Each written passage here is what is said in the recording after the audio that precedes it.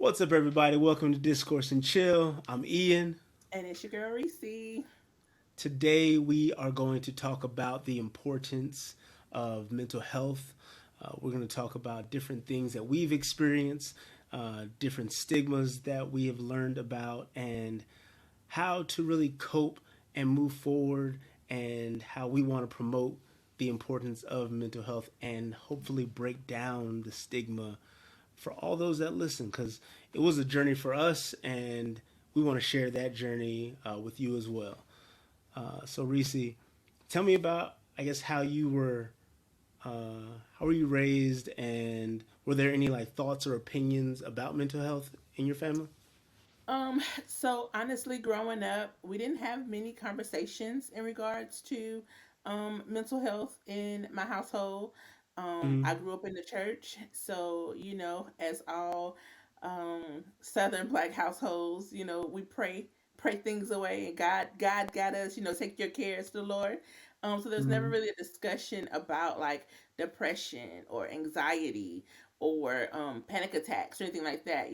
Just the Mm-hmm. overall mental health instability. So it wasn't really like this open conversation. Yeah. There was always somebody that you saw down the street. Oh, that's the slow boy, or they're crazy. There were never Mm-hmm. any like correct terminology used to describe what Mm-hmm. people were going through. It was always oh, stay away from Johnny because Johnny's crazy. But never Mm-hmm. expressing what Johnny was going through or why Johnny was acting out, or in the mental state that Johnny was in. Yeah, I think I had a very similar upbringing. I think there were a couple of times where we had conversations about depression or anxiety, Mm, and it was more so something that came from like the mental weakness of somebody, or somebody who didn't have Jesus, mm, or somebody who was a sinner in some way. It was never, like you said, there was no terminology for it, or there was nothing said that was accurate. It was just, yeah, oh, that person is crazy, or that person is X, Y, and Z. It was never, this person is dealing with these things, and this is his response because he hasn't learned how to cope. mhm, It wasn't really taught to me in the way that I believed that depression was something that was debilitating until I experienced it. yeah, Um, and same thing with anxiety, or just all kinds of other mental illnesses. I think learning how to cope is something that Black people have always been, like, we've always been going through something, mhm, whether it be slavery or civil rights or racism or discrimination. Is like we're supposed to be strong and resilient. So, and we are those things, and also we have to yeah, learn how to cope with trying to live a life and also be face to face with systemic oppression, yeah, and yeah, also love ourselves, and also love the person who loves us, and all those things are like all piled up on our back. And I think for a long time, as a community, we just try to do it all ourselves, and it's not something that you can take on by yourself all the time. yeah. I feel like as a whole, we may be dealing with like some PTSD on some Mm. situations, things that we Mm-hmm. haven't fully dealt with or processed. And people always say, "Oh, PTSD, that's for the military." You can't have PTSD because you're not military. You haven't been to war, X, Y, and Z. But at the Mm-hmm. same time, like traumatic stress is traumatic regardless of the situation. Yeah. And Yeah. sometimes people don't take it seriously if you say, "Oh, I think I might have PTSD from this," this Mm-hmm. experience or this thing that happened to me, and Mm-hmm. people don't speak up. Definitely in our community, people don't speak up because of the stigma. There's this stigma Mm-hmm. about if you feel like you have a mental illness, then there's something wrong with you, and you may be seen as less than. Like you said, we're Hmm. always having to be resilient and strong and power through everything. But Hmm. sometimes you have to be able to express without feeling like you're being judged. Um, and we can be very judgmental overall as a people. Absolutely. Yeah. Absolutely. Absolutely. I think there are a lot of things that go into like the different stigmas, because even reflecting like my identity is important, So Hmm. if I accept the fact that there is this thing that I need help with, then one, it's like I have to deal with my identity having a chink in the armor essentially, and then Yeah. also like those around me, if I want to like speak out about it or like have somebody to lean on in that moment, like will they Hmm. think less of me because I claim to be this person who's strong and resilient and able to handle everything, and then also I think there's a lot of questions on cause, especially Hmm. things like depression or anxiety. And I think in our community, so many things are hidden, and Yeah. so or go unsaid that when we're honest about how we're really feeling, we have to come clean about so many things. Like, well, what caused this? Where did it come from? Like, I don't understand. And Yeah. there's so many things that are laying on top of each other essentially, like it's one thing to live in a pandemic and it's another thing to live in a pandemic and witness the murder of a black man a couple of times, every quarter, and then have to like watch TV and deal with like systemic oppression Hmm. being thrown in your face. And it's like you can cope with it for so long, but at some point, you might curse out your boss and he has no idea where it came from. Right. you know Right. You know. but the truth of the matter is it's all those things that we are not coping with as a community that we need to like find ways to cope. Right. You speak on, like, it's stacking and layering on top of each other. It's kind of like shaking a soda bottle. Mhm. Um, oh, this happens, let me shake this up a little bit. Oh, let me shake this up a Yeah. little bit. And then as you Hmm. continue to shake, when it's time for the top to be opened, if it Hmm. doesn't blow off on its own, it's going to be an Yeah. explosion. Too much pressure, say pressure bust pipes. Too much Yeah, absolutely. pressure will definitely cause you to explode, and then explode at like the littlest thing. Hmm. You keep packing it in and holding it in, and okay, well, that Hmm. happened, I'm just gonna move on. This happened, that I'm gonna move on. And you suppress big things so that when the littlest thing happens, then it's just like this boom, and everybody's looking at you like, what is going on? Like, wait a minute, Yeah. where'd that come Yeah. from? Hmm. Because you allowed yourself to continue to just like suppress and pack and pack and pack and pack and pack, and then Hmm. boosh, yeah. Yeah, I think it's there's so many layers to the different reasons that people have stress and depression and anxiety and Mhm. like just even traumas you experienced as a child, Yeah. um like they stick with you, and I think I'm very fortunate, like my parents like beat me and like I deserved it. I, and like I didn't disagree with them for so long. And like to this day I don't disagree with their choice to like whoop me or whatever. And Okay. I know I wouldn't do it for my children because there's a chance that that is just going to cause trauma in the future. And I Yeah. think I was very fortunate in a way that it didn't really cause that for me. Like I understood the reason, like I put two and two together. I understood the reason. I didn't think anything else of it. But like my little brother, like it didn't have the same effect for him. It wasn't something that was good for him at all. Yeah. It was something that like just caused grief and more trauma and fear and these other like feelings rather than I did X, Y, and Z. This happened. I shouldn't do X, Y, and Z. And we Yeah. think it's that simple, but it's not. Like we have to understand that like that process of like physical violence has so many different layers, like Mhm. things we see on TV or the things that we talk about with peers. And so when we face those things, like we have to understand that not everybody reacts to them the same, you know. And I think that's something that's huge, is that a lot of things that I was faced with when I was younger, I would say had less effect on me than things that I've been faced with as an adult.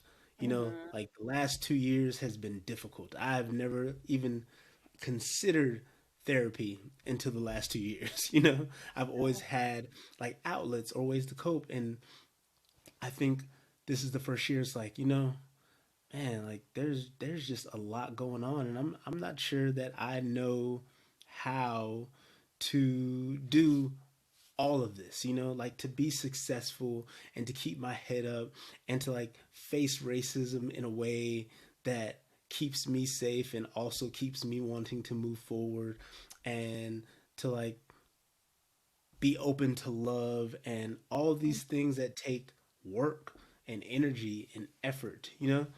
Yeah. um yeah, it's tough. Yeah. I think, as kids, because there hasn't been the conversation, it wasn't something that we discussed. We weren't really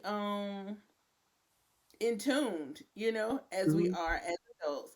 So, you being affected more now in your adult life is probably because you are more in tune and, have more knowledge of, well, what could this Hmm. be? Or, how am I really feeling? I can process these emotions of what Hmm. happened, Yeah, Um, absolutely.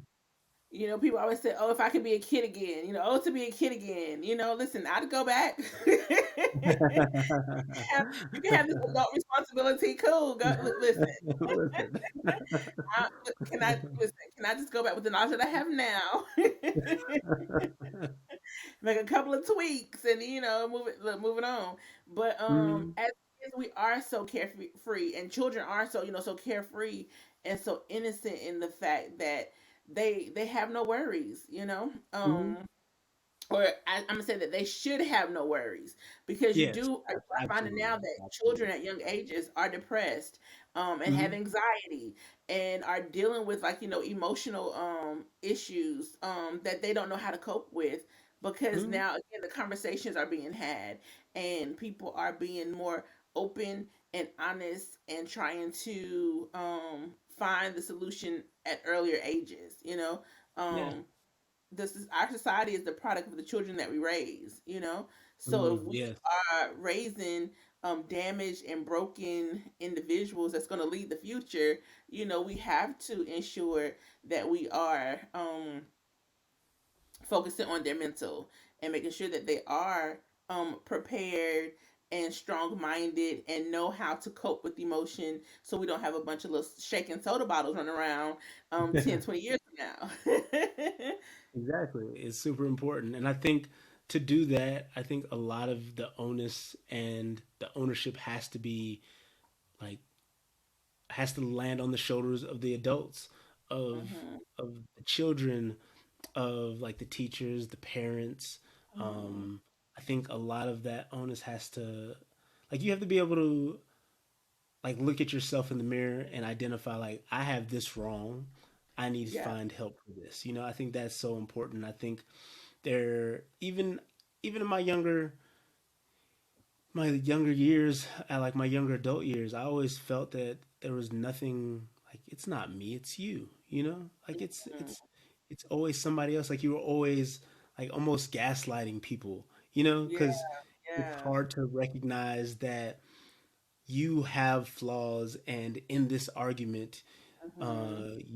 you threw that low blow, and it is your fault, but also there's a reason why you did it. You know, there's Yeah. all these things that there's a reason why when things are extremely stressful, we react differently, whether Yeah. it be we're not prepared, or we're triggered, or some suppressed feeling that we have from 3 arguments ago that we still Mhm. haven't dealt with comes up. Yeah. And there's all these things where you have to be able to recognize, I don't say you have to be able, we have to learn to recognize those things. And sometimes, like, the self awareness comes with being able to talk to somebody who can say, hey, like, you're okay. Here are some Yeah. tools to like address these issues. Here are some ways that you can unpack the reason why you behave this way when it's stressful, or when you hear people yelling, or when there's an argument or tension. Um, we have all these reactions. And so we have to Yeah. be able to react in a way that is healthy and responsive, and Mhm. being able to hear people clearly. Like, I think that's such a huge one. Um, that I think I carried a lot of disbelief that people hear me, you know, Mm. and I know where that comes from, and it's something that I definitely have pushed on people who maybe didn't deserve it, you know. Yeah. But even now, I recognize that, man. Like, looking back, I really shouldn't have reacted in that situation, like, because it was Mhm. different than what the trauma or the experience that I had that it stems from. It wasn't the Right. same. But I didn't know that in the moment. You know, it took Yeah. time and took reflection and me looking in the mirror and be like, hey, you need to get your stuff together. You know. Yeah. Mhm. Yeah, we tend to hold on to things and bring those things into future situations and or relationships, Mhm. Um I think I've said to you before, I feel like I self-sabotage relationships on purpose Mhm. so that, people can't see, the underlying issue or like any Mhm. insecurities or whatnot that I may have that, from a trauma that happened to me that a lot Mhm. of people don't know. So just trying to make sure that before somebody sees my flaw, let me just push this person away, because Yeah. I can't be seen as weak or I can't be seen as broken. Mhm. So sometimes we hold on to things and we don't fully unpack one relationship or situation before we jump into another one, or we don't unpack Mhm. the trauma of dealing with this job and how the environment was toxic and how I Mhm. got beat down, every day I went to work, and now I'm coming on the defense to this new job.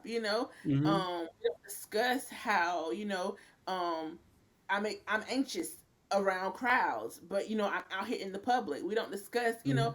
how to maneuver in those situations or through those situations because it's so taboo. Oh, well, Mhm. you can't handle anything, you're so weak-minded. We have Mhm. to definitely step away from that.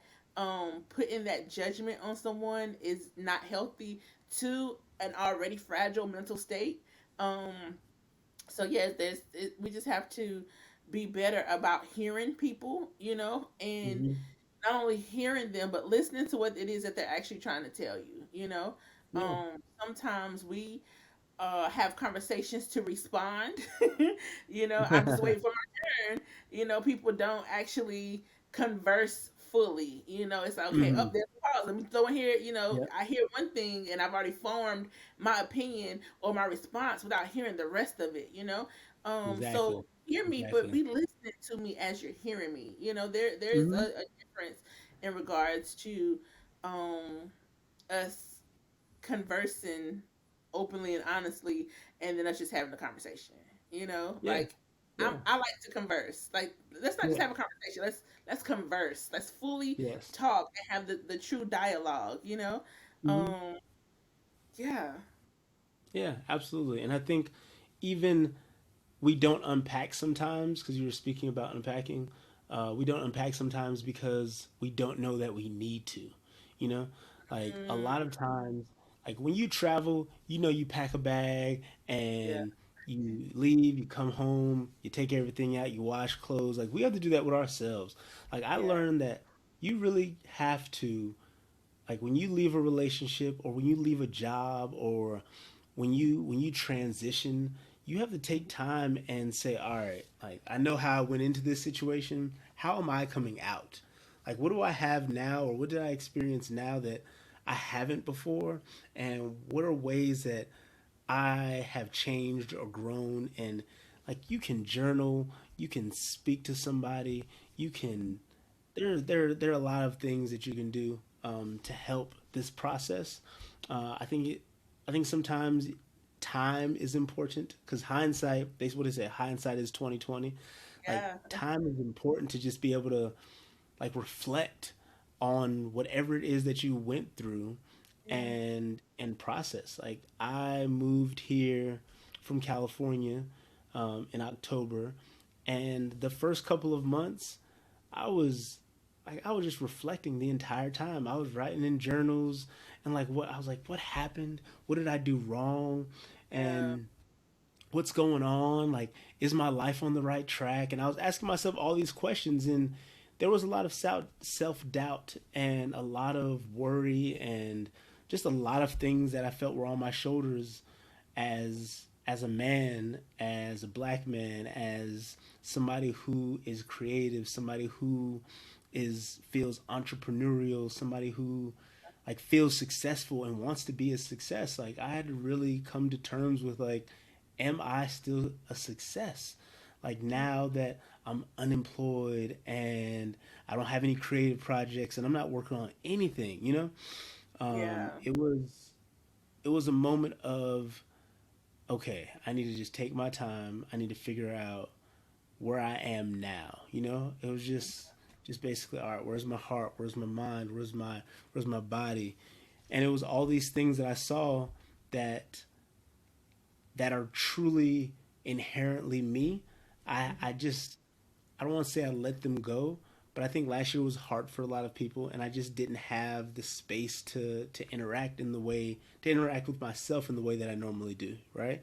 So I'm somebody who has 20 different creative projects going on. I'm somebody who goes to the gym regularly.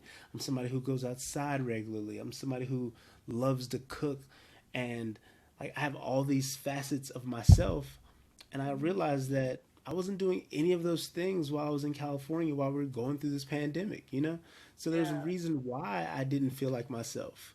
There's a Yeah. reason why I felt heavy and like just very different than me is because Yeah. all these things that I felt make up my identity were missing in a Yeah. way. And yeah, it was definitely a process and it takes time to really look back and see what's wrong, but you have to take the time because I think timeline is another one of the stigmas like because people don't realize that if you are feeling anxious, depressed, stressed, pressure, all these things, like they don't have to last forever, you know. There are things that you can do to help you cope and um, it just doesn't have to be forever, you know. It may take some time. It may take three months, it may take 6 months, it may take 5 years, it may take 10 years, but there's a path to getting better and feeling better about yourself and overcoming, you know. Yeah. I want to step back real quick because you gave the analogy of, when you travel, you take a Mm-hmm. suitcase and then you come in, you have to unpack, wash out the dirty clothes and whatnot. Um and I'm sitting there, I'm like, wow, that's really crazy because, I overpack. you know, Yes, I know. Yes, I I know. overpack. So when I leave, I leave. I've already left with too much stuff. Before going, I've had to pay fees at the airport because my bag was overweight. you know, Multiple um, times. But yes, I do. right. And I'm sitting here thinking like, dang, when I come home, first off, I've already overpacked my bag, and Hmm. when I come home, I don't fully unpack my bag. I Hmm. take out all the dirty laundry. Of course, I'm washing that. I take out whatever toiletries I need. Which again, I've already put in like 2 bars of soap. I only need one. Two different styles of scents of lotion. I got about 4 different scents of perfumes, because as I might need this, I might want to smell like this on this day, and I don't Hmm. fully unpack my bag. So when it's Hmm. time to go to the next trip, my bag is already half packed because I haven't unpacked it fully. And I think that I'm sitting there like, dang, is that how I'm running through life? I only unpack, Mm. a portion of it Mm. and then Wow. not, what I'm saying? And when it's Yeah. time for me to move to something next, my bag is already half packed. I don't have room for the full, New. to accept the full experience that I'm supposed to get because I've already got stuff that's packed in this bag and Wow. I can't fit Yeah. it all. Like that just like hit me right here in this conversation. Like I Hmm. can't fully be ready or open or acceptant because I still got all this shit packed in my bag. And like I'm just saying, like, wow, like wow, Yeah, that's absolutely. crazy. Absolutely. And I'm somebody who unpacks quickly, Like I pride myself in coming home and just like putting my suitcase away, putting laundry. Like I have a, if I come in home at 10 o'clock at night, I have a load of laundry in my suitcase put away and all my clothes put away that night, and I think I'm, in most instances, I've always been able to move through relationships that way as well. Mm, Like friendships, like significant others. I've always been somebody who unpacks quickly, wow. and reflects very quickly and understand and tries to understand. I'll say that because there have been times where I have not, and tries to understand, like why, or like what's next, or just like trying to learn something from what I just experienced. And I think I get that from my upbringing because, like, I'm a military brat. And Hmm. so when I was younger, every, you know, 18 months or so, we were moving. And initially, I think it was more difficult, like when I was in second, third grade. But I think by the time I was in sixth, seventh, eighth grade, I was like being best friends. And then I'm like, peace out. Like, Yeah, this is just a product of my life. I have to move. So you'll always be like special to me, but I have to move? And yeah. so I think for a long time, I would do the same with people in my life. Mm, Even when I didn't have to move, like if we weren't dating anymore, or if the friendship kind of fizzled out, it was mm. always, it's like, that's life. It Like, happens. okay, And I yeah, think, and I think there's something, there's good and bad in that, because there's good in it in the sense that I was able to still reflect, look back, and appreciate whatever the connection was. hmm, Bad because there was times where I rushed, or I didn't fully, I didn't see everything. Like sometimes when you yeah, glance and you keep moving forward, you're just like, I get it. You yeah, may make some mistakes, and I think there have been times where I definitely have made some mistakes because I didn't take enough time to just, let me sit with this for a minute. Let me really reflect on this for a minute. yeah. And I think that's a very important thing to do in moving on from anything really, relationship, job, like I said, transition. Um, I think another stigma uh, that's important to discuss is, or to mention at least, is the consequence, right? Like, what is the consequence of dealing with, like, the failure to unpack, or depression, or anxiety, or PTSD, or anything?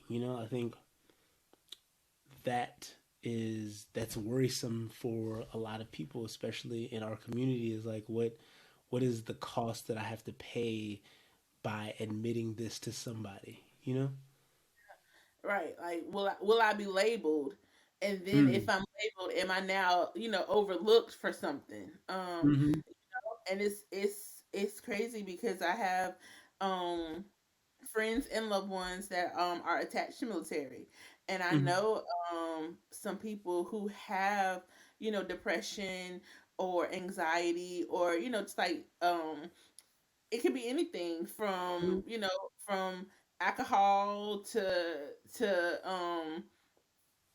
just overly sexual, like there's these different Sure. things that people have to work through that they're Yeah. afraid to go and have quote unquote a paper trail. I Mm-hmm. don't need a clinical in my file, Yeah. um Absolutely. because because like if I have this in my file, it's going to follow me, and I could be overlooked for a promotion, or I could be overlooked for like that next level because I Mm-hmm. quote unquote an issue or a problem, Mhm. and then we do that within the black community. Oh well, Tyrone got depression. You can't say too much to him because you might send him over the edge. Yeah, And stuff absolutely. like that. Like, we have to be better about that. If somebody one is honest enough with themselves to say, hey, I need help, Mhm. I want to be better, and I want to be, productive in society. I need to figure out the steps to keep me there. We shouldn't then kick them for being honest and vulnerable Mhm. with their mental state. Absolutely. Yeah, we sometimes take advantage and, like, throw jabs and digs at people unnecessarily, because one, Mhm. we don't fully understand it, the importance of it, or how actual serious it is. We turn Mhm. everything into a joke. They say laughter is the best medicine, but at whose expense? Like, Yeah. what exactly are we Mhm. laughing at? Whose expense? And Mhm. if it's medicine for you, what is it for me? Your medicine could be my poison. So Yeah, we just have to kind exactly. of be more cognizant of that aspect of it as well.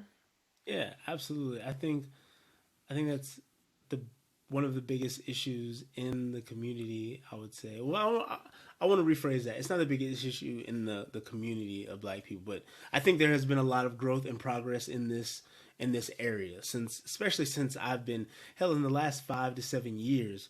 I Hmm. feel I have heard like what episode that we talked about the things we were going to do going forward, and I was like, I think I'm going to do therapy, and I think I've heard people come to me and was like, that's really big for you to say that, and Yeah. I think of it as it felt like it was relieving to say that, it felt like a relief to say it to myself and to be okay because there was so much shame attached to it, like Right. within, and Yeah. so it feels good that I feel that one feel safe enough to know that it's also going to be received well enough. And that's not to say that we do everything to be received, but that's part of it. Like we do things in hopes of the thing we do being received. And so sometimes we don't do things because we know that it's not going to be received, And so we have to be able to take people as they come, Hmm. and meet them where they are. And Yes. sometimes somebody can give you 70%. Sometimes they're only going to give you 20. Like Right. it's a give and take with every relationship that you have. Um, there have been times where I've been in romantic relationships and I've had to give 90% for a period of time, Yeah. And like you can't always be met at halfway. Like sometimes, Right. you know what? I'm gonna give 90 and then I may need you to give 60. And that's how all of our relationships prosper, Like that's how we have to understand that people go through things, we all go through things, and it's much easier to meet people where they are and to listen and approach. I learned this new way of approaching things with a question, and Okay. not an assumption or a feeling or a determination. um, I think, and it's beautiful because if you tell me anything and I approach you with a question rather than like a preformed opinion, I'm gonna make you automatically feel more open about it in that moment. I'm gonna make you feel better about sharing than if I say, well, I think da da da da, like Right. to be open about it. And I think it's something that we all can embody. Like, let's approach this with a question, like, how can I show up for you? Or um, what do you need from me? Like all those kinds of open dialogues for questions are important, and the other person's feelings and thoughts are valued. Um, are things that will help us work through breaking down these stigmas, that we are faced with. I think one more stigma is like controllability. And when I say that, I say, like you were saying, how people call others crazy because Yeah. they either behave differently or they act on the fringes of like proper behavior, or uh, they're just like outside of the norm, essentially, and so they're Whatever crazy. whatever You know? the norm is. Whatever the norm is. Exactly. That's why I put it in this thing. And I think those things are, I think that like interpretation of somebody who is clearly like being, or excuse me, is clearly going through something, or is Mhm. has the inability to cope, or is trying their hardest to cope and is still, I think those are things that when we say those things, we are, I guess, influencing the younger Mhm. generation or those around you to then like we're pushing them towards silence because they don't want to be crazy either. Right. Hmm. Yeah, and again, when we were coming up, there wasn't much conversation about it. Hmm. I think that we have evolved into a self care society where it's now more accepted to take the time that you need to ensure that you are good mentally, physically, spiritually, that whole thing. Hmm. Because I can't be good for anybody else if I'm not good for myself. And I had to learn, especially in relationships, like, I can't bring the insecurities that I have into a relationship and expect for it to be, not a thing. Because obviously, like, if I'm insecure about something and I'm not vocal about it, but it's causing Hmm. arguments within my relationship, then like that's something I need to deal with. I need to be open and honest about it and then like figure Hmm. out, okay, how do I get over this? Yeah. You know, at 22, I was diagnosed with cancer. I'm Hmm. 22, I'm in college, and I found out that I have endometrial adenocarcinoma. So of course I'm thinking 22, I'm gonna die. Yeah. So I undergo treatments. And I went into remission. Well, at 26, 27, I found out cancer came back. And I'm like, oh my Hmm. gosh, like here we go. I'm already questioning, like, my ability to have kids. Cancer might rob me of that, being a mom, that whole thing.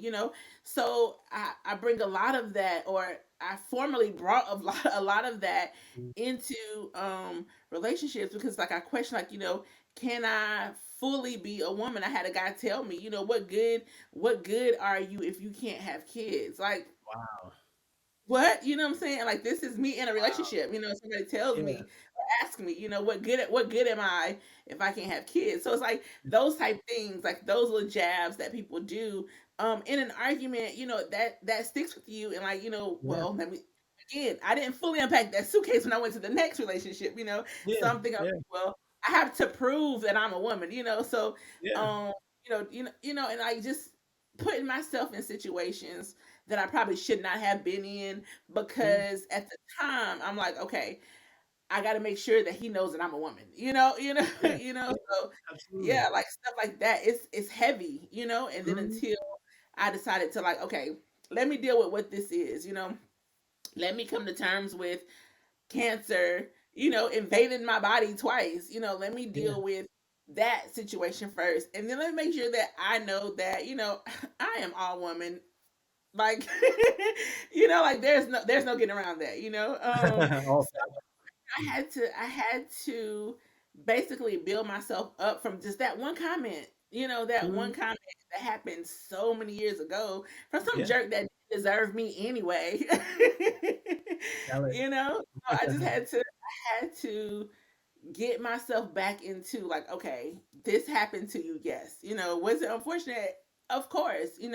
Nobody thinks at 22 that they're gonna get the message that, oh yeah, by the way, you have cancer. And even the way that they told me was really like cold and callous. Like, Mhm. yeah, I just go for a follow-up appointment. He's like, oh yeah, they didn't call you. Yeah, you got cancer. What? Yeah, Yeah. and I went to the appointment by myself. I had no idea. Like, just go to the appointment by Mhm. myself. Yeah. And they said, "Oh well, Tracy was supposed to call you. She didn't call you. No. Okay. Well, you have cancer, Mhm. and you can go treatment or you can get a hysterectomy at 22." He's telling me that he can Yeah. give me a hysterectomy at 22. I'm like, Yeah. what? Like, wait a minute. I know I said that I wanted to be Claire Huxtable, but I didn't want all them kids until somebody told me that. Oh yeah, by the way, you can't have no kids. Like, Yeah. wait, huh? Yeah. So it really messed with your psyche. and it throws you into a place that you're really like, wait a minute, what is going on? Mhm. So we have to be very careful about labeling people and like what we Mhm. say, and being able to process fully um what we go through. Yeah, absolutely. And I think also, well, first, like I I feel for you, and I'm sorry that you experienced those things. Especially, I was reading about like how we are or our relationships with our like healthcare providers, and I think Mhm. that's one of the other important aspect of the stigma that we have with seeing or seeking help is that Yeah. there are all these experiences that we have or that we heard of or that we are aware of that kind of shape our thoughts and opinions on the healthcare system. And Yeah. I can't say that in the black community, healthcare workers have a great reputation as a whole, you know? Right. Um, and it's not to say that healthcare workers aren't, professional as a whole or competent or um, or all these things that they are. But it's just to say that there have been instances Mhm. as an entire community, as individuals, like in family situations, um, that that haven't gone our way. I mean, I remember when I was younger and my great grandmother went to the hospital for routine tests and monitoring, and left 3 weeks later with her leg amputated because of Wow. all the little things that went wrong. Yeah. And when I say went wrong, I mean like giving she was given a drug that she was allergic to. Mhm. She wasn't monitored for Right. however many hours. Like those kinds of things stick with us. Like so when somebody tells me to go to the doctor, I think of that. I think like, damn, she walked into a hospital and was wheelchaired out of the hospital. Right. Right. And it's just like I don't it's a hard situation. Like maybe it is rare in the grand scheme of the healthcare industry that those things happen. But Mhm. if my family has experienced it and another black family has experienced it and you've experienced it and I have a friend over here that has experienced it, it makes me think, damn, like am I gonna go to the hospital or to the doctor or see a therapist one day and I'm gonna come out in a way that I didn't I had no idea that I was gonna come out as, Right. Right. and I don't come out the way I went in. I come out Mhm. worse than how I was when I went in. Then I don't want to go in. Exactly. Yeah, It's exactly. it's that mental trauma, that Mhm. PTSD, that Yeah. has been you've been thrown into. You've seen these different traumas, and you're like, oh wait, I don't want to, I don't want that to be me. Yeah. Um, Exactly. yeah. So it's definitely unfortunate. And sometimes healthcare workers lack the compassion. Mm. Like you said, I went in and came out with a leg amputated. You know what I'm saying? Like, where was the compassion of them to let's make sure that we know what she's allergic to? Where was the compassion? Like, what if this was my loved one in here? Mhm. We checked on. Let me make sure that I'm making my rounds as I'm supposed to. Yeah. Um, and it's not always intentional for them to be Mhm. lacking some of them to be lacking compassion, because some healthcare workers and health systems have been pushed to the max. They are Yeah. understaffed and overworked, um but at the same time it's like, how can I trust the system that's supposed to be here for me if I'm not sure that I'm going to come out better on the other side? Yeah, absolutely. I think it's very similar. It is not the same, I know, but it's very similar to like our relationship with police officers.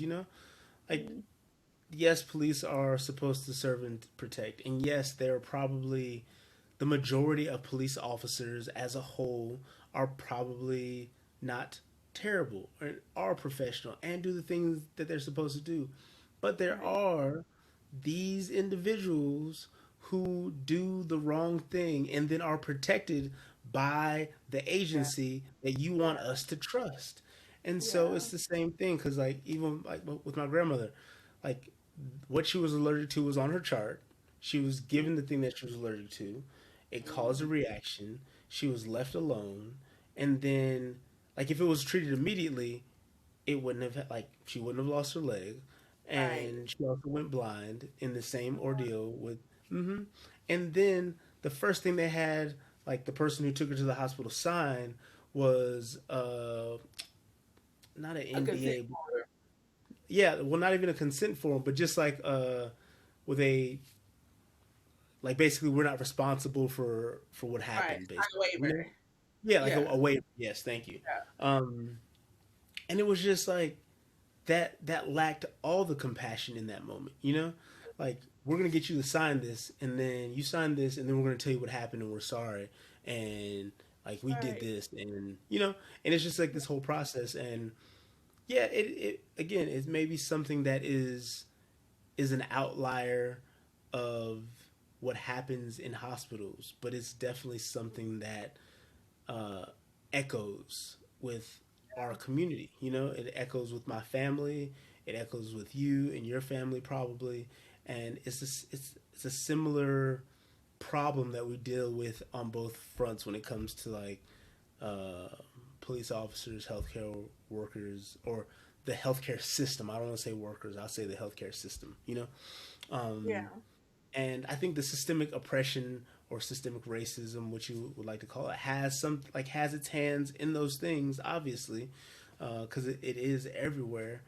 But I think it's something that needs more attention and needs to be addressed more. And I think that would help us do a lot of things like we talked about before, preventative care, like Yeah. feel comfortable taking this COVID vaccine, you know, Yeah. and feel more comfortable about just going to seek therapy, you know, like Yeah. like all those things are important for our our future and our health and our longevity, and we want that for like I want that for my whole family. I want that for your family. I want that for everybody's family. You know, like Right. whether you be white, black, Asian, whatever. I want that for everyone, and I specifically want it for my community and my family because I see and I hear about all the differences and the inequities and the disproportion of how we're treated or the different things that we experience in hospitals, and I want there to be more equity and equality and more safety in that system. Yeah. Yeah. Yeah. Definitely. Mm-hmm. Um, and we have to try to figure out how to get there. Yeah. Um, Absolutely. Part of that is being open to have the discussion about mental health, Mm-hmm. and being open about seeking therapy and not putting a stigma on those who decide they need to go seek therapy. Yeah. Um, if somebody needs to talk and you're not willing to talk and or equipped with the tools to help them talk through situations, then you can't judge them. If they come to you and you can't help them, you cannot then judge them for seeking the help with somebody else. Yeah. um Absolutely. and everybody has their own religious and spiritual beliefs. So just because you say, oh, I'm going to give this to God, doesn't mean that the next person has to also give it to God. They can be spiritual but still also seek professional help. Mm-hmm. um oh, well, you should have faith. Me having faith has nothing to do with the need to go and have a conversation with somebody and work through a Yeah. process. You know, Mm-hmm. um, that Absolutely. like the two. I don't know why they have to go hand in hand. Mm-hmm. That's another thing, definitely in the Black community, that we have to work on in regards to mental health as it pertains to seeking therapy. Yeah. Um, there's nothing wrong with sitting down and talking through situations. There's nothing wrong with being able to get the counseling that you need, even if it is a professional therapist or just going to sit down with a community leader or somebody in the family. Whatever therapy feels like to you, to help you through your Mm-hmm. process. Again, it shouldn't be looked at as a bad thing, and we have to get Yeah. better about that part. Absolutely. Because I think for me, therapy has always looked like poetry. It has always looked like working out. It has always looked like traveling. Hmm. And I think when all of those things are put on the side, it needs to look different. You know, like for me, it's just like, you know what? I need some more tools. And I think that's Yeah. what I tell people that all the time. Therapy is like a way for you to learn about all the tools that you already possess to deal with the Mhm. things that you've gone through. It's a way to Yeah. say, look, I am all these things. I am I'm a full human being and I am capable of immense uh, pain, suffering, progress, growth, all of these things. And I think therapy teaches you how to say, you know what? When I feel this way, these are the things that I need to turn to. You know, when Right. I'm feeling this way or going through this or this thing happens, these are the steps I need to take to deal with it or navigate it properly. Yeah. And I think sometimes as a people we realize or don't realize that sometimes you just need more tools. Like Hmm. it's simple. Like you can't build a Yeah. house with a small toolbox. Like Yeah. you need more tools to build a house, and we are Right. complex in that way. Like you have to have tools for the framing. You got to have Hmm. shingles. You got special nails, special screws, Hmm. drywall, flooring. Like you need all these things for a house. You were the same. You were complex.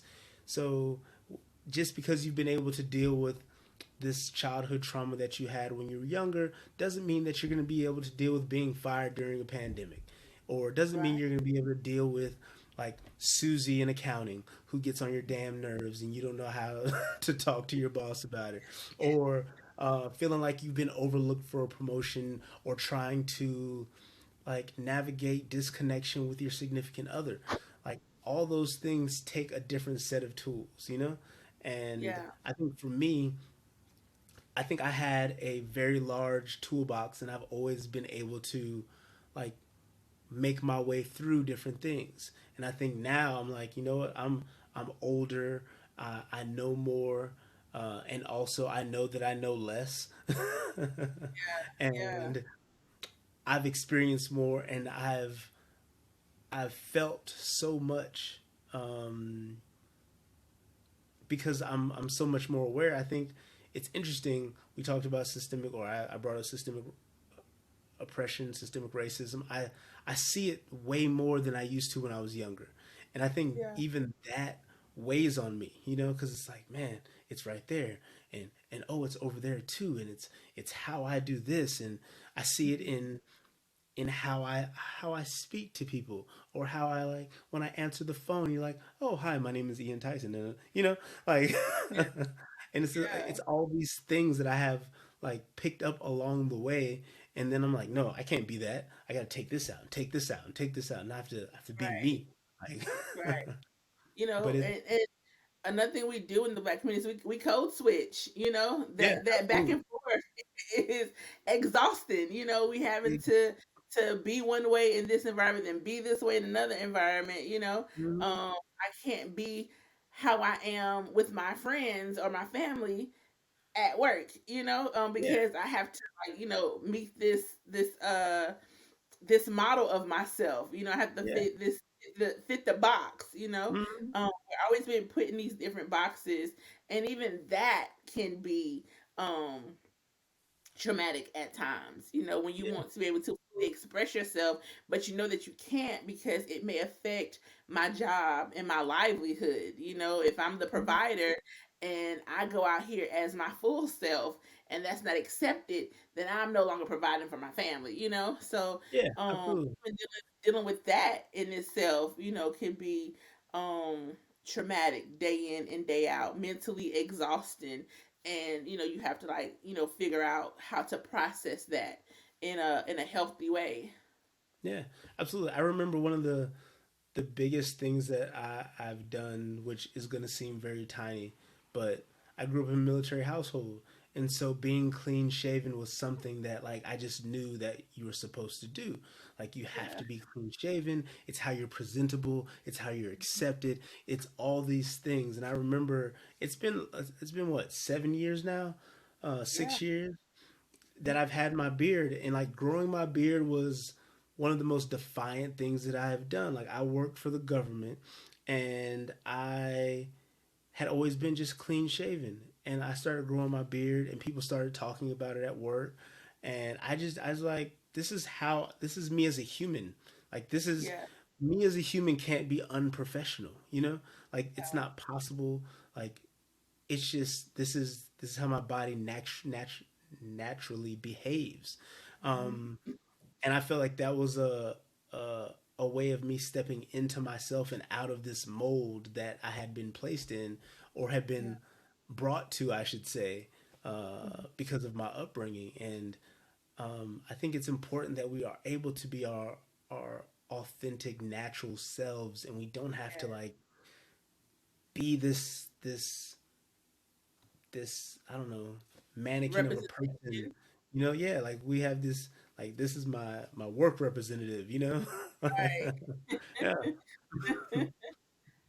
And I think for me it was big. Like it was hard. I didn't realize it was gonna be hard, but I remember I was doing a no shave November, and I was Mhm. like, you know what, I'm gonna grow it until January 1st. I'm gonna cut it, because and then I was like, no, I'm gonna cut it on my birthday, and I just kept pushing it out further and further and further, and like it was just liberating. It felt good that like I don't have to be this person that I'm not. Like this is me. Like Yeah. I come with a beard. I have hair on my head, but I choose to be bald. And like this is just Yeah. how I choose to exist in this world, or how I choose to present myself. Um, Right. and I think that's a big part of mental health too, is like understanding or taking the time to experiment with yourself. Like Mhm. whether that be anything, whatever you choose or want it to be, and just Yeah. accept that version of yourself. It's important that you love yourself in the way that nobody else does, because nobody else. I'm not gonna say nobody else matters. People matter, but like you have to love yourself first. Like Yeah. I say that you have to love yourself first before you can receive love and before you can give love. Like you have to know this part of you well. Well, I mean, and that's the realest thing ever, just mm, being able to see that I accept and love me, and then yeah, I am who this is who I present, and then having other people to also accept that as well. Acceptance is really big, when yes, somebody feels like they are accepted or included, it's a part of something. It really is a big thing to, like, the mental state of someone. You can put yourself in toxic environments unknowingly, and then you end up realizing that I'm losing myself day by day. I'm feeling bad. Why am I feeling so bad? Because I'm losing pieces of me, and I'm not mm-hmm, who I am. This isn't mm-hmm, natural. Because we're trying to be accepted, and changing into somebody else's mode of what we should be or what is acceptable, X, Y, and Z. mm-hmm, And in those moments, we lose parts of ourselves, and that can take a mental toll over a period of time. yeah, So self absolutely. acceptance is definitely of the utmost importance, and then being in an environment that is conducive to who you are is also important. You know, um, Black people, black women, we breaking the ceiling. We're gonna bust through the glass ceiling. And we have made strides, but we haven't realized that that has been to the detriment of ourselves at times. Oh, Mm, I'm gonna open the door. I'm gonna make a way. Um, and in doing that, we've sacrificed so much of our own mental stability and health. We've put ourselves in situations where we end up with anxiety, or we have developed depression, because we champion for everybody, and we want to be the waymakers for everybody.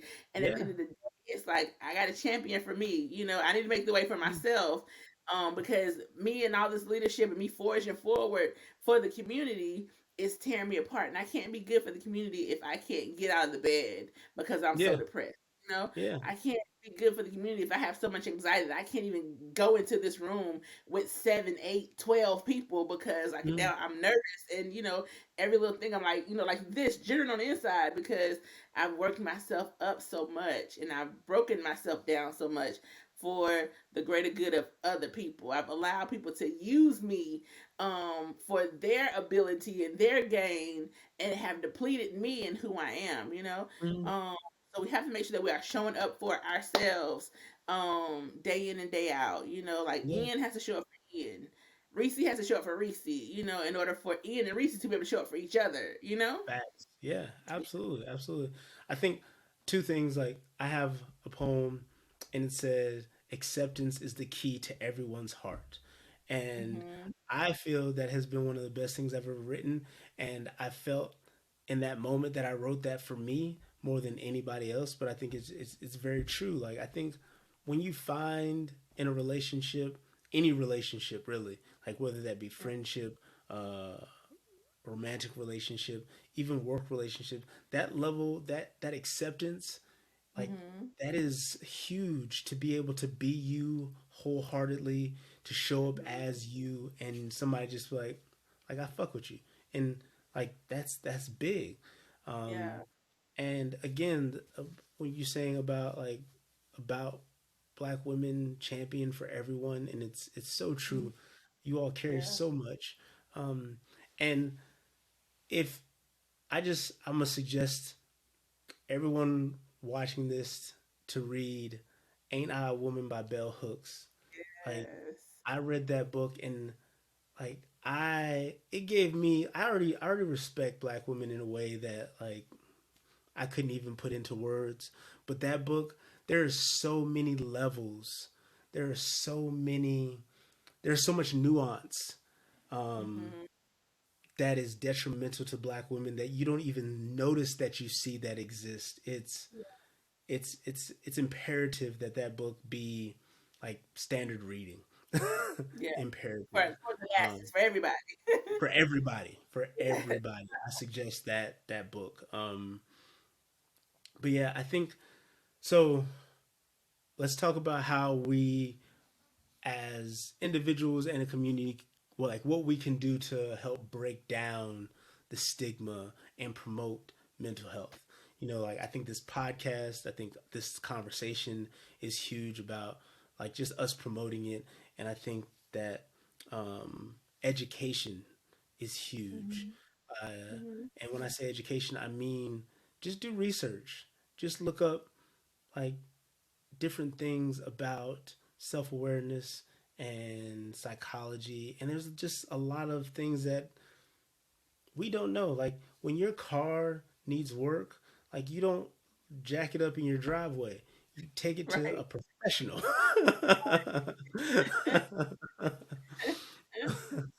And sometimes when your mind is all over the place and your heart feels heavy and like there's something on your chest or you just feel different, sometimes you just need to go and speak to somebody who can like, look, there's nothing wrong with you. Like let's talk about things that have led you to here and how we Yeah. can get you back to feeling like yourself. Um, and to really just change the narrative about mental health is huge. Like we can't keep calling people crazy. We can't Hmm. call women crazy. We can't call men crazy. Um, Hmm. like we have to understand that it's beyond. It's bigger than that. It is Yeah. not. They're not that moment. I like to say that nobody is ever the moment that you see them in. Like Yeah. it took many things for a person to get to what you see, whether that be Hmm. good, bad, or indifferent. Um, Yeah. like where me and Reese are right now, like it took a lot for us to be here right now. Listen. Yeah. And it was all your fault. Like, all of that was your fault. I think the first thing we need to be as a community or as a society as whole is we have to be open minded. That is the Yes. first thing, and the most important thing is that we have to be open minded and willing, and accepting of seeking help. You know, Mhm. that's number one.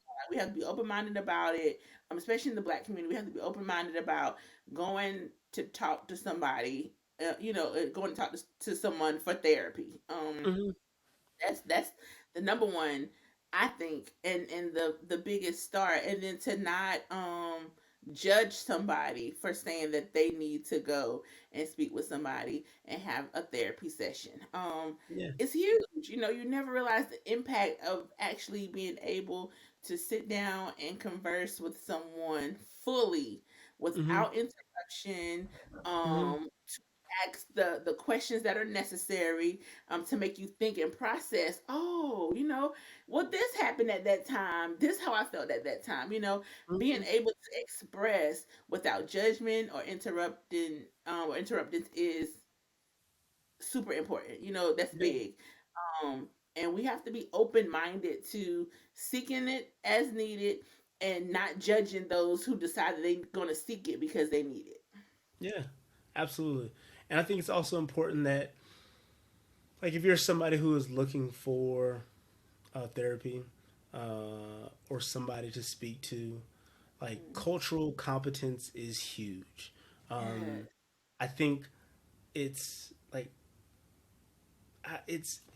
it's not stated enough how important to me, or from my perspective, I should say, that cultural competence in your therapist is huge. Like, we as Right. Black people go through a lot, and Mhm. I know women and Black women go through even more. You know, and Mhm. I think it's important to be able to speak to somebody who can, can understand you in a way that you understand yourself and the things that you're going through. Um, Yeah. and somebody who is aware of the nuance of racism and the nuance of intersectionality and the nuance of you as a person, and that you are a whole, complete person. And I'm not saying that therapists don't have this or psychiatrists don't have this. I'm not saying those things. I just think it is an important question or position for people seeking to come from, to understand that you need this, because I don't want to speak to someone who I have to explain Yes. a instance from, like, all areas, right? I want to be able to speak about racism in a way that is understood, and not like Right. explain racism to the person that I'm speaking to, because Right. acceptance and understanding are important in that process.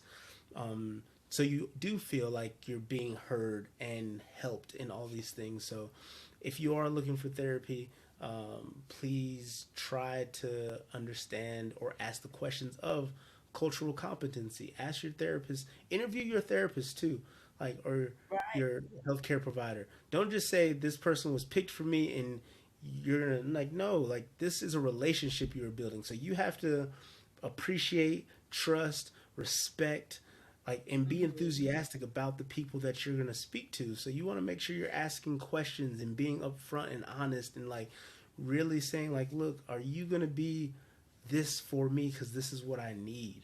um Right. yeah. Right. So, and we're not saying like, black people have to have black therapists. Like that is not the Yeah. message that we're saying. What we're saying is you have to have a therapist that you can connect with. And if the first one that you try, you don't have that connection with, you can't feel that trust, then you have the right to move on to the next one. You can even say, hey, I'm really not connecting with you. Do you have someone, that may be better for me? Or you can get out and look for somebody else. You'll be Mhm. surprised at how many therapists are willing to connect you with one of their colleagues because they understand and recognize too that this person isn't being as open with me as they Mhm. need to be, and there's something in our relationship that's a roadblock. Let me see if I can recommend them to someone else. Yeah. People are more open to a therapist saying, hey, I think that you would be more comfortable talking to X, Y, and Z. Yeah. Or they would appreciate you more if you say, hey, this not working for me. It's copay, it's coming out Yeah. of my pocket, and I'm doing the teaching. Like I'm in here trying to teach you to help teach me how to get to my points. You know what I'm saying? Um, Exactly.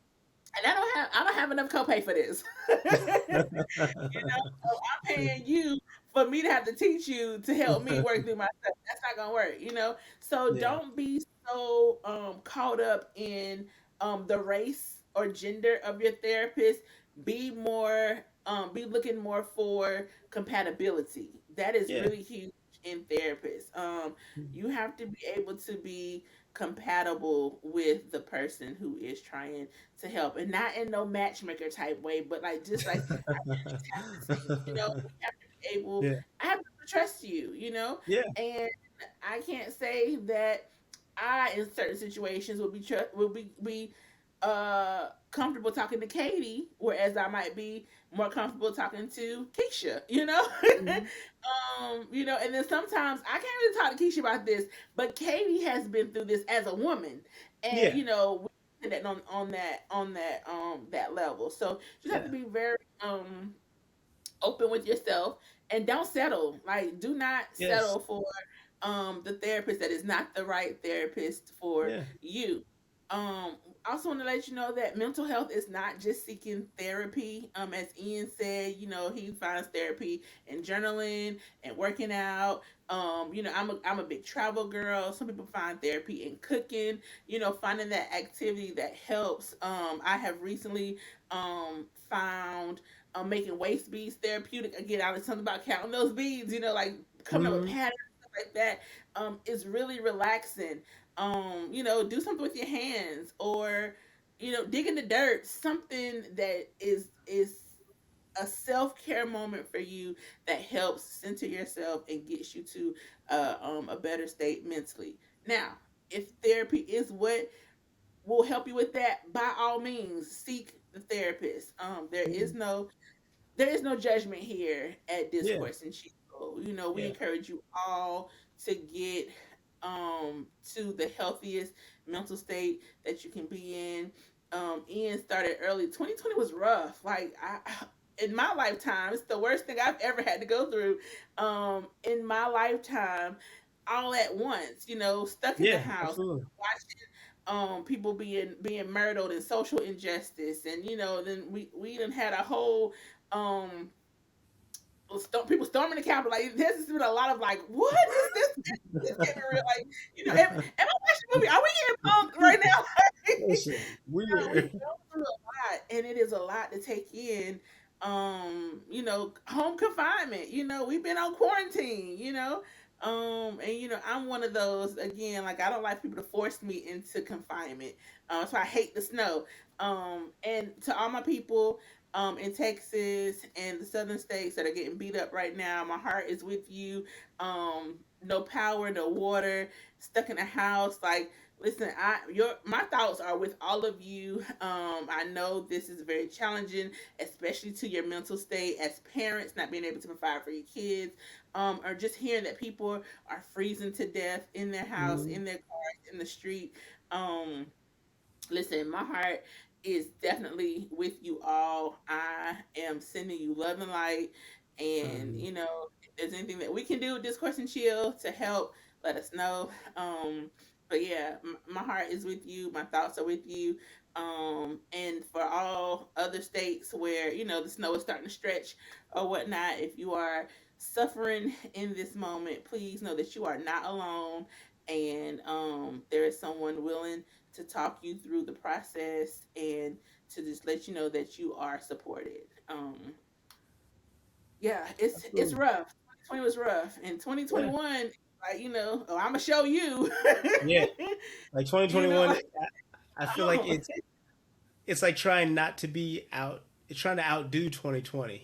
It's right, like like, we let's start a go. conversation. Oh, we had a Listen, pandemic last year. I'm about to show y'all something different. I'm gonna get Mother Nature involved. I'm gonna storm right, the Capitol. Like I'm gonna do all these things, right, and we still gonna be going through a pandemic. right. A pandemic. Oh, and it's Yeah, only February, so I still and got 10 it's more months. only February. Like, wait a minute, what is going on? We'll It's only all have February. to be searching for the perfect compatible match, and we keep this like, bruh, what is really going on? Absolutely. Yeah, Man, but I think on that note, we're gonna bring it to the end. I just want to reiterate, that uh, one, yes, thoughts and prayers with Texas and all of those who are experiencing the winter weather that we are experiencing. Um, yeah, I'm super fortunate that I live here Our power went out for 15 hours, and thank God my dad has a gas fireplace because it was cold, even with the Yeah, fireplace going. And yeah, so I can't even imagine being in a place where there's no power, no gas, and it's just you're just under so many layers of clothes, a blanket. Like I saw so many disheartening pictures and photographs and videos, and it's yeah, hard out there. And so my heart and prayers are with you. And I know that is yeah, not enough to keep you safe and warm, but we are thinking about you. And again, mental health is super important. So please find those things that help you cope. Find those things that bring you joy. Find those things that make you feel like yourself. And after all of that, if you still need more, like don't be afraid to seek therapy. It is not a sign of weakness. It is not a mhm, sign of any less than description that you can think of.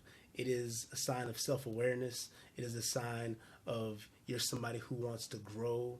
It is a sign of immense power in my eyes, and should be in our society's eyes, that you recognize something that you want to grow from. And yeah, if anybody makes you feel less than, holla at me, and I will show you all the encouragement and support that hopefully that you need to continue on your journey. I think yeah, we are all on a different journey, and it's important that you take the path that works best for you. Like your path doesn't have to be somebody else's path; it just has to be yours. What are you gonna say? right. So I want to leave you all with this. It was told to me almost 3 years ago, and I have held on tight to it. Um, you are only responsible for today. All Mm-hmm. other days will take care of themselves. So if you find yourself where you are in a situation where you are struggling and you're trying to figure out, oh my gosh, I don't know what I'm going to do. How am I going to get from point A to point B? What will tomorrow bring? You are only responsible for today. All Mm-hmm. other days will take care of themselves. Get yourself through this day. Um, yeah, I just want you to know again, we love you. Mental health is important, and you are only responsible for today. All other days will take care of themselves. Absolutely. Make sure Yeah, y'all please like, subscribe, leave a comment, leave a question. Um, yeah. And thank y'all very much for watching. And we'll see you next time. yeah. Bye, chillers. Bye, y'all.